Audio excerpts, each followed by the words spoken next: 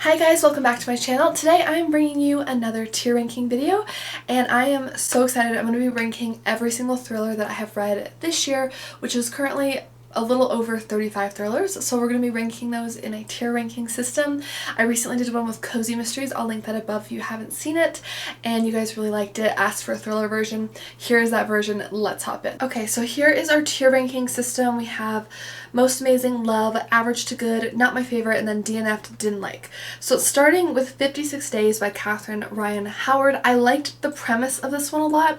Basically, it takes place during that time a couple years ago where everything shut down, and we have two points of views we're following and kind of one in the future, and basically this like couple who's only been dating for a few weeks moves in together. There's secrets, of course, that each of them have, and they kind of come out, but they're forced to live together in close proximity. It's very suspenseful. I loved the descriptions. I thought were really good. I really thought I could picture everything really well. My issue with this, and why I'm putting it in not my favorite, I did finish it.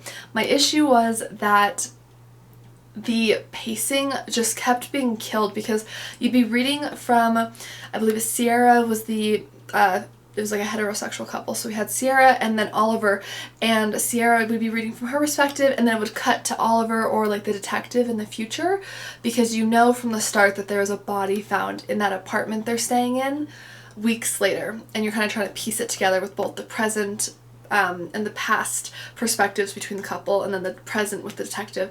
And it just, every time you kind of get some suspense building, it would cut to a different perspective, but it didn't keep the suspense building. It would just kind of stop it in place and really just ruined the build-up. And then I felt like a lot of times between the couple, we were reading the same scenes over and over again, with not a lot added from the other person's perspective, so I was just kind of bored. It wasn't my favorite. I thought the ending was predictable. I was just kind of like, okay, great. I would read something else from her. It just wasn't my favorite. The next one I just finished. It's called Every Value Break by Peter Swanson. This is the most recent thriller I've read, and I'm gonna put this in like good. I enjoyed it. I flew through it. This one's definitely a little crazy. If you like something that's a little out there, I think you might enjoy this, because like the motivation and like the reasoning behind the thrilling elements in this were definitely out there a little bit. You know, like some thrillers you read and they have like kind of a logical reason. I mean, of course, there's no reason you should be like stalking or murdering people, obviously, but like you can kind of be like, okay, I understand why this person's upset or something, but this one was just like, what? So basically the premise for this is that you have a couple, they're about to get married, and the woman actually ends up cheating on her fiance like during her bachelorette party, and then they end up getting married. He doesn't know. They fly out to this like remote island, which I love. I love a remote location for a mystery or thriller, and things happen, and it's pretty crazy, but it was fun. I enjoyed it. Not an all-time favorite, but it was fun. The next one, however, this is one of my all-time favorite thrillers ever. His and Hers by Alice Feeney. Absolutely most amazing. I read this earlier this year, and I'm still thinking about this. Like, this is one that has stuck with me, and I've read, to date, I've read over 120 books this year, so I definitely, if a book sticks with me from months earlier, that says a lot for me, at least. And the premise for this was fascinating. You have a dual perspective, a man and a woman. They were once a couple, and it's a really interesting one. She moves back home for a bit to help with her mom, and she's a reporter, and there's like this murder that happens in this like small town, and it's like both the man and the woman have some kind of link to the woman who was murdered. It's so fascinating. The ending for this, I was so proud I called it, but it was the most like, I loved it. I loved this ending. I thought it was so good.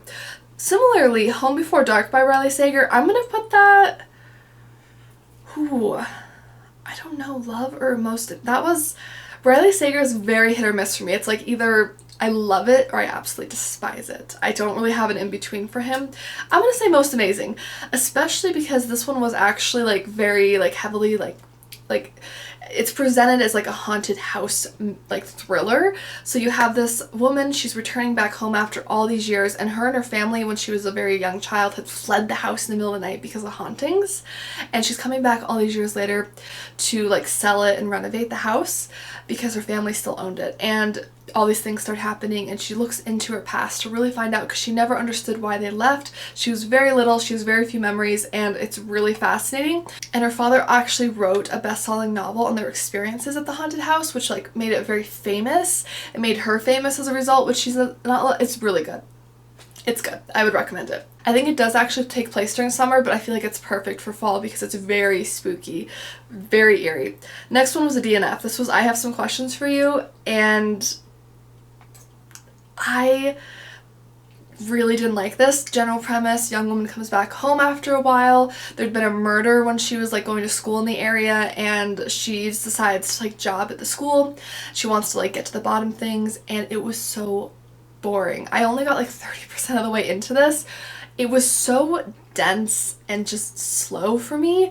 And there's some other slow burns in here that I did like, but I couldn't get through this. It just felt so dense, and it felt like I was 30% of the way into the book, and nothing that wasn't in the synopsis had happened yet. Like nothing new had happened. I was just like reading an extended synopsis, and I was really bored. Not for me. Next one is In a Dark, Dark Wood by Ruth Ware. I'm gonna say this is one of Ruth Ware's earlier ones, and I think it shows because I do have one of her other books in here. I'm really excited to read 0 Days. I just picked that up from my library. I'm gonna say it was good. It was definitely good. It was on the high end of this tier here. Basically, bachelorette, or like they call it a hen party, I think because it's British, but like a bachelorette party. They're in the middle of the dark, dark woods in a glass house. Why do people build those? I mean, it's perfect for thrillers and mysteries, but that's horrifying. I would never. I couldn't. couldn't. They're isolated in a dark, dark woods. Things start happening. You have old friends. You have conflicts. It's fun. I'm gonna put, let's move it to love. I really did enjoy it. It's not as well written as some of her newer works, definitely, but it's still just so entertaining. Ooh, okay. The next one is Just One Look. You know, I'm gonna come back to that. We're gonna come back to that because I think I need to put, let's sort out a few of the other ones where I know for sure where I want to put them, and that'll help me gauge where to put the others, if that makes sense. So right off the bat, The Spare Room by Andrea Bartz. I didn't like it. I did read the whole thing technically, but about halfway through I just started skimming because I wanted to know what the ending was, but I was just not enjoying it. It is a very romance heavy book, and it kind of alludes to that, but it's still advertised as a thriller, and I really felt like this was just like a romance almost with like kind of a mystery involved, but the mystery wasn't really like, it wasn't a central plot point. It felt like, it just kind of felt like a side piece, and I feel like the author really used this idea of an open marriage as like kind of this like hook, like gimmick basically, and I just didn't love it. I thought it was very, very toxic, and I don't know all about that, but it was very toxic. I was uncomfortable reading it. It was too much for me personally. It was quite graphic, and the mystery really didn't make sense to me. Like at the end when things were kind of revealed, I was like, okay, like I didn't have a reaction, which is unusual for a thriller. I feel like you usually have a pretty strong reaction, at least I do. I just didn't care for it. Similarly with her sister, Julia Bartz, with The Writing Retreat, I'm gonna say this was like average. Again, kind of a similar thought though. She had some really wild moments in this, like some very graphic moments. As a standard, I would look up trigger warnings for thrillers if you have any particular topics you're sensitive about, but The Writing Retreat, I liked the premise a lot more. Isolated writers all having to compete for like to basically have their novel chosen by this famous novelist, and they have like 30 days to write it or something ridiculous, and that's fun. It's isolated, it's snowy. I thought the overall plot for this was funny, but there's just some really weird bits with the characters and some romantic subplots that were like really graphic and strange, and it was a bit too campy and crazy for my taste personally, but the general premise was good. Like I'd consider reading something else from her in the future. Let's see, one that I know, Turn of the Key by Ruth Ware. That, absolutely, it's one of the few thrillers, like the ones in The Most Amazing, these are thrillers I would actually want to reread, even though I know what happens, of course. The Turn of the Key, basically you have a nanny, and she's hired to this like big mansion with like these children, and the parents are gone all the time because they have these really very like luxurious jobs. They're big business people, they're like out all the time. And the house is tricked out with all of these like Bluetooth and like technology, and like it's so creepy. She starts hearing things and the children are creepy. It's great. I loved it. Isolation, fascinating ending. I really enjoyed that. I'm going to say She Started It by Cyan Gilbert. I read that recently. I'm going to put that in the love category. Highly entertaining. Another bachelorette party. Tropical island. Friends invited by this girl who wasn't really their friend. They kind of bullied her during school, but they're invited to her hen party bachelorette. They're isolated. There's a lot of flipping back and forth between kind of the past and present. I loved it. I thought it was so interesting. I really enjoyed it. I'm gonna say The Personal Assistant by Kimberly Bell. That was just, it was not my favorite. It was okay. Like it was an okay experience, but there were some like random things that didn't really make sense to me about it. The idea is like there's a personal assistant to this influencer, and she leaks information about the influencer, like kind of exposes her, and then there was like all these random plot lines that kind of didn't feel like they came together enough in the end for me. It wasn't a huge hit. It was fine. It was okay. The Only One Left by Riley Sager, that one I just finished. I'm gonna put that in love. I thought it was very good. I thought it had excellent writing. I was really engaged. The characters were interesting. You're on a remote island. You have again kind of a caretaker situation. She's taking care of this woman who is in like her 70s now, and she's kind of like a Lizzie Borden, where she was accused of massacring her family on that island and her family home like as a child or like teenager, but it was never proven. So there's a lot of rumors around her, but now she has had like strokes and she's no longer able to speak. So her only way of communicating is through a typewriter, and she tells the caretaker through the typewriter she's going to reveal all. Really cool. So absolutely, I love it. I thought the ending got a little bit weird, like a little soap opera-y, and I thought one of the characters kind of acted out of character. But it was very good overall. I'd recommend it. Okay, so Just One Look. I'm going to go ahead and put that in average to good now that I'm kind of establishing like some ranking here. It was good. It was all about this woman who she takes this job and she's able to access like this like hotshot like lawyer's emails to his wife, and she discovers they have like this perfect relationship. She thinks they're so in love. She starts to like dress like his wife and like order the same items because she has access to like their Amazon like receipts and stuff through the email, and she becomes like a stalker. And it's really weird because you're reading it from her perspective and she's like a stalker, and so it's really weird because you're kind of sitting there and it's weird to kind of descend into like the stalker mindset as you're reading, because I'm not a stalker, so like it's kind of like this weird disconnect, but it's very interesting. I liked it. I thought it was fun. Another one that I really enjoyed was People Like Her by Ellery Lloyd. I'm gonna say that is I'm going to put that in most amazing. I really like the concept for this. Again, we have an influencer. She's like a mommy influencer. She's got the perfect life. Her husband's a writer, but her husband really hates what she does for a living, even though he likes the perks of it. You're going back and forth between their perspectives, which is done so well, because even though you're talking about the same scenes oftentimes, the insight that he adds is super interesting. So I liked how she did it. And just things happen. She starts to have someone who takes care of her kids, and there's just like different, it's a real like commentary on how much information we really put out there about ourselves, and it was really interesting and terrifying. I really recommend it. The other book I read by Ellery Lloyd is The Club. That one was good. I'm gonna say a love for me. Not quite as good as People Like Her, but basically it's like this exclusive club. If you like a rich people drama kind of thriller, this is like this extremely like luxurious resort, and fascinating. I thought this was fascinating. I thought the kind of, I really can't give many more details without giving anything away, but just like the behind the scenes of everything was fascinating. Really recommend that. I enjoyed that. The Escape Room by Megan Golden, I'm going to put that in average to good. I enjoyed it. I've had some of you tell me, because I read this for my last reading wrap-up, I'll link it above if you're interested. Some of you told me that this was like your least favorite of Megan Golden's works, so I'm excited to pick up another one of hers, because if this one was good to me, like I enjoyed it. So I'm excited to see some of her other work if a lot of you think it's better.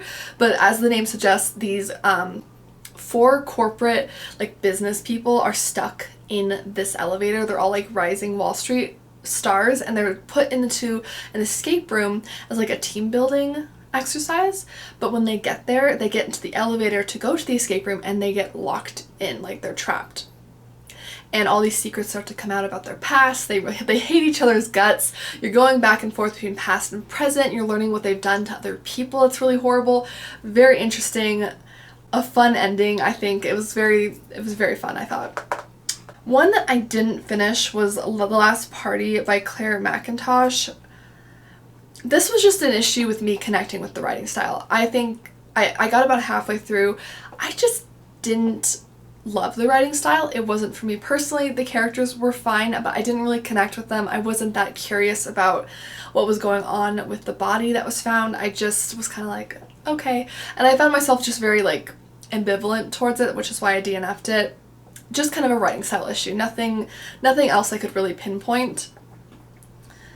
Recently I finished The Villa by Rachel Hawkins, and this one I'm gonna say it's a strong good. Like, it's a 3.5 stars for me. I really enjoyed it. It goes back and forth between at present times where these 2 friends who haven't been super close over the years, but they were trying to reconnect. They go to this Italian villa. One of them is super successful and the other one is kind of struggling down on her luck. They are both writers in their own way, and they're trying to go there as a creative retreat and to rekindle their friendship. And then the past is these old rock star like groupies who had gone to the same villa in like, I think the 70s, I want to say, and there had been, one of them didn't make it out. There was like a famous murder there. So as the present day girls are there, they start to kind of piece together things from the past, and you're going back and forth between a present and past view. I thought it was very fun. It was interesting. I read it in one evening. It was a very like quick, fun read. Just, I enjoyed it. It was good. One that I read recently that I really enjoyed was What Lies in the Woods. I want to say,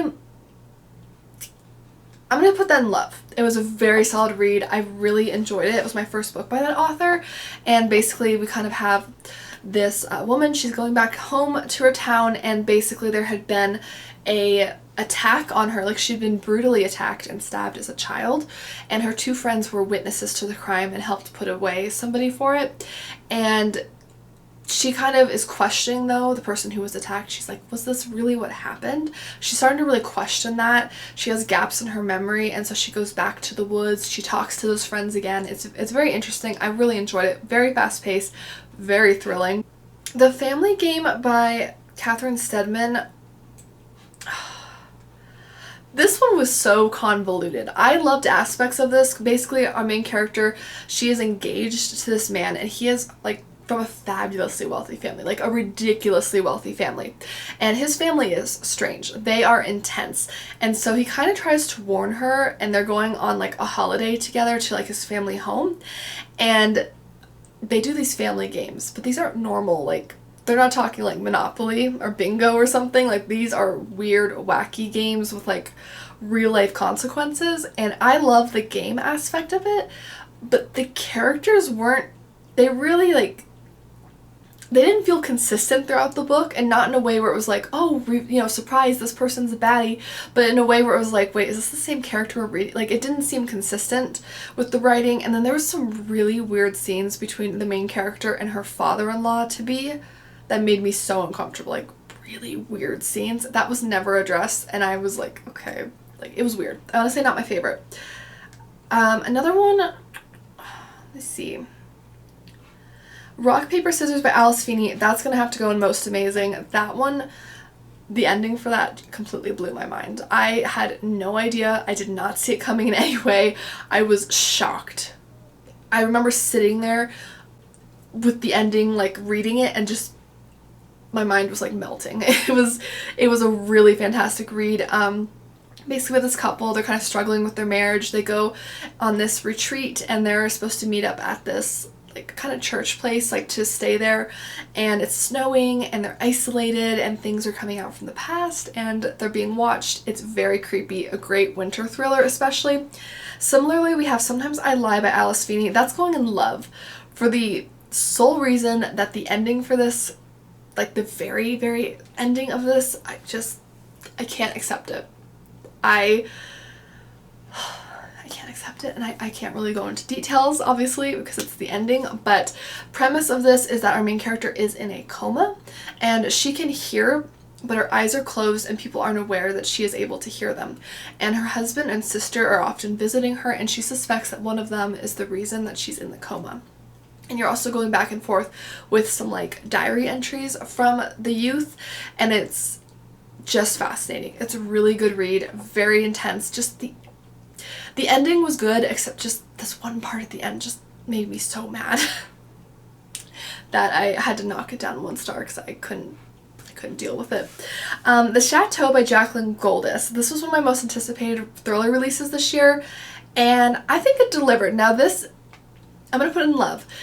I want to give you a warning. This is a slow burn, very character-driven book. You have to be patient for the payoff, but to me at least the payoff was fascinating, and the setting for this is a French chateau. We have Lady Seraphine, and she's like this fabulously wealthy woman, and her granddaughter and her friends had visited her often when they were in like their college years and 20s, and so she wants to invite them all back again because she's getting up there in years, and she has like an announcement to make to them, and they all get there, and some things are said, and Lady Seraphine is found dead, and then these women are under suspicion. They have to stay there, and a lot of things are coming out about them that they've been keeping from each other even though they're close friends. It's a really good like friend drama.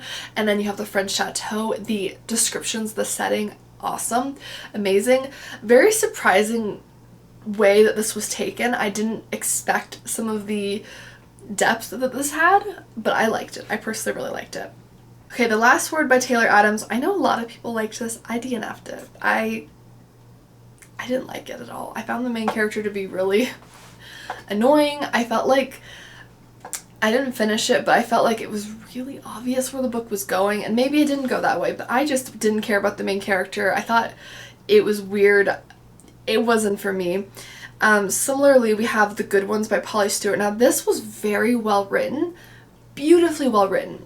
Advertised as a thriller. This isn't a thriller. I'm not a publisher, I'm not like an expert, but this wasn't a thriller to me. It was more like a coming of age story with like a cold case mystery.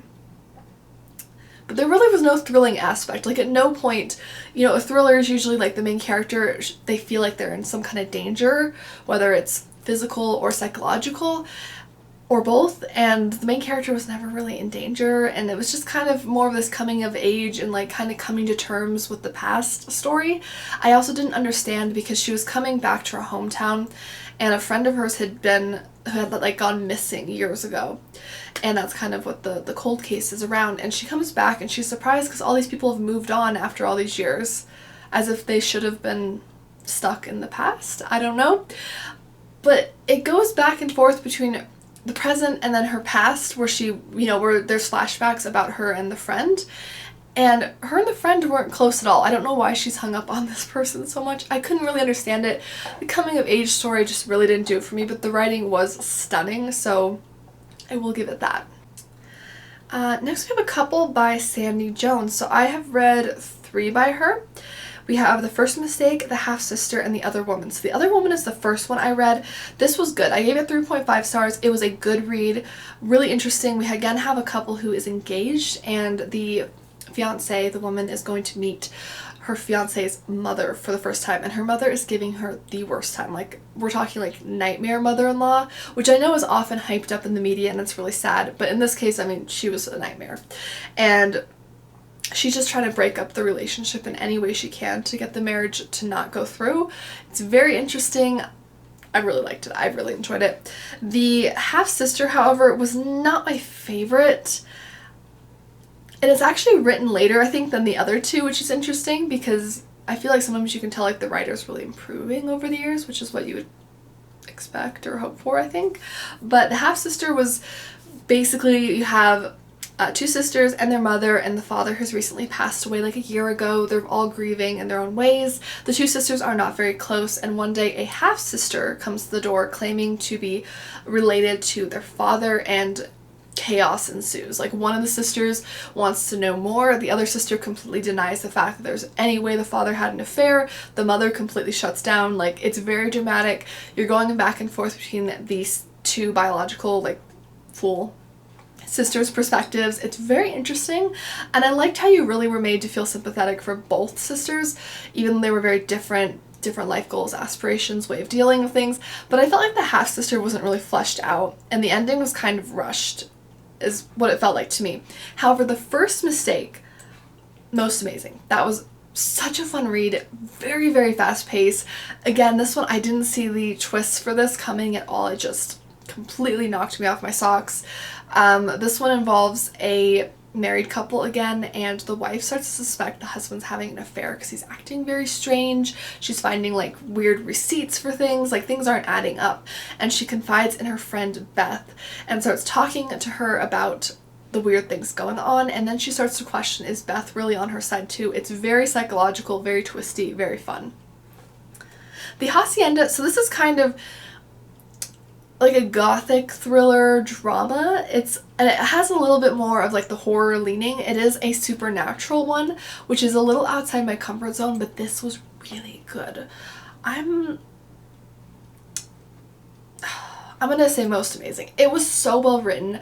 You felt so deeply for all of the characters. The main character just inspired me. She basically gets married. It's kind of like a Mexican, that's described as Mexican Gothic meets Rebecca, like by Daphne du Maurier, and I really enjoyed it. The main character basically decides to marry for security instead of love, and she marries this very wealthy man whose wife, his previous wife, had gone missing and like died under kind of mysterious circumstances. So there's rumors around town that he might have done it. She decides to marry him anyways, and she moves into the hacienda. They're home together, and it's like haunted. It's a really creepy story. It is terrifying, gripping. I loved the historical elements of this. You learn a lot about the Mexican War and how like this affected a lot of people. There's a religious element because she meets a priest in town who she starts to work with to try to maybe like exorcise the house. It's so interesting. Very different from what I usually read, but very good. I so enjoyed it. You Shouldn't Have Come Here. I didn't like this. This again felt like more of a romance to me, and it was really strange. It was strange. I think I gave it like 2 stars. It was weird. It was also very graphic. You do have main character, she always goes on this like retreat once a year, like by herself. She'll rent like an Airbnb, and she chooses this one that's out in the middle of nowhere, and the man who runs it also lives there, and they kind of get close, they fall in love, and there's like all this drama, and she starts to suspect maybe he's like done something to women who've stayed there before. It's creepy, it's fast paced, but the ending it kind of went crazy. It went a little crazy for my taste, but then at the same time I also loved it. I don't know, maybe not my favorite. Let's say not my favorite. It was strange. But definitely more of a romance heavy one, so if you do like that, you might enjoy this. If you like a lot of romance, I don't as much, so it just didn't do it for me as much, but it was definitely interesting. I'll give it that. The House in the Pines by Anna Reyes, I'm gonna say most amazing. This is a very slow burn, character-driven thriller. So just a warning, if you want something very fast-paced, this isn't it. But I loved it. But I absolutely loved it. Our main character, she returns home, so she's been struggling her whole life because basically when she was a teen, her best friend suddenly collapses and dies in front of her eyes. And she somehow knows that this man, Frank, who was there, had something to do with it, but he didn't lay a hand on her. Like, she can't figure out how he could have possibly done that. She reports it to the police, but they can't do anything. Like, he didn't poison her or like touch her. Like, there's, what did he do, right? He was just there. And now like later on, I think like in her late 20s, early 30s, she's moved on, she's out of the town, she's living with her like boyfriend, they have a pretty happy life together. She is a heavy user of a lot of things, so keep that in mind for a trigger warning. There's a lot of that. There's her going through withdrawals throughout this. It was definitely really hard to read that, but she is living her life when she watches a video that goes viral online, and it's of the same thing where a young girl drops dead of no like explainable causes, and that man Frank is right there, but again, he doesn't touch her. But our main character just knows. She's like, he's got to have something to do with it. So she goes back home and she starts to try to like relive things from the past. Really interesting. The ending terrified me. terrified me. It just terrified. It was terrifying. I loved it. Definitely kind of an unreliable narrator situation. Very interesting though. The Last House Guest, I'm going to give a love. That was really interesting. It was a fun summer thriller. We have, again, two kind of old best friends. One who's very wealthy, one who grew up more in like the working class, but she became friends with the wealthy girl when they were in their teens, and they would spend each summer together when the wealthy one would come back for like a summer vacation. With their like summer like beach house they had. And one time the friend ends up going missing, and it's very dramatic, and the friend is determined to find out what happens. Very interesting. The Only Survivors by Megan Miranda, I'm debating between average or not my favorite. I'll say average. It was fine, but the ending didn't do it for me. The ending was just kind of like, okay, yeah. It's a very interesting story because you basically have these like high schoolers, and they end up having like their school bus, it gets like submerged in a river, and only like 8 or so of them escape. They're the only survivors, and then ever since then they've been meeting up once a year near the anniversary date at a beach house in that area to kind of come together and commemorate. But the kind of tagline for this is, are they also kind of coming together to make sure no one else tells something? Why are they the only survivors? You know, there's some kind of intrigue, and I liked it, but I didn't love it. I felt like the ending was a little weak. It just wasn't my personal favorite. The Soulmate by Sally Hepworth, I really enjoyed this, and the more I thought about it, the more it kind of moved up to a 4-star read for me.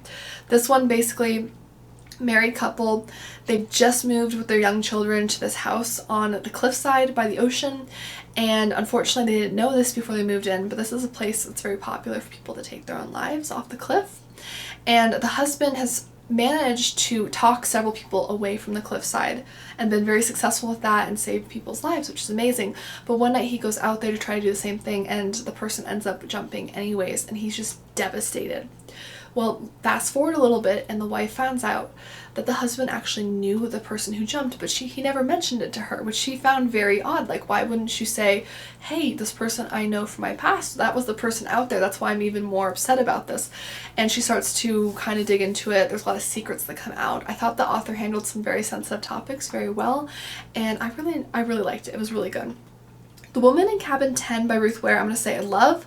I'm a big fan of Ruth Ware overall. I really enjoy her writing. This one, we have a writer. She is on board this like travel cruise as like a writer. She kind of gets this like luxury gig that normally she wouldn't get because someone in the office is like on maternity leave. So she goes on the cruise to write about it, and then she gets all these luxurious accommodations. It's like a dream come true. But then she notices that this woman in cabin 10 she meets goes missing. Like, she thinks they might have been thrown overboard, but when she talks to the crew about it, they're like, no one was staying in cabin 10.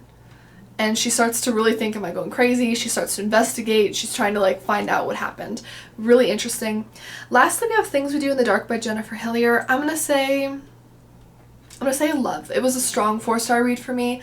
Yeah, this one, basically we have this woman, she's like a yoga instructor or something, and she has a celebrity husband who's very well known, and one day she has to call the police because she's found her husband dead in the bathroom, and she's covered in blood. It looks very bad for her. She's accused of the crime, and it's kind of going back and forth between her past, and she's trying to like get out of it and clear her name. It's really interesting. I really enjoyed this.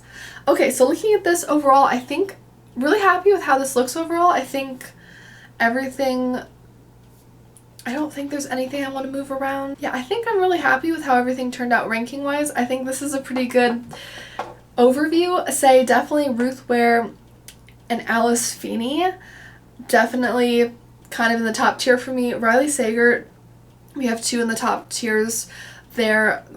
Some of his books I read last year were the ones that I didn't like, and then we kind of have a random smashing of different ones on the bottom tiers, but I think overall this is a pretty good reflection. I hope you guys enjoyed. Let me know if you've read any of these thrillers. How would you rank them? I always love to hear your opinion, even if it's different from my own. It's kind of what makes it fun talking about books, I think. And thank you guys again for watching. Don't forget to like and subscribe. I do post new book content, especially in the mystery and thriller genre, every week on my channel. I don't want you to miss out. And I'll see you guys in my next video. Bye!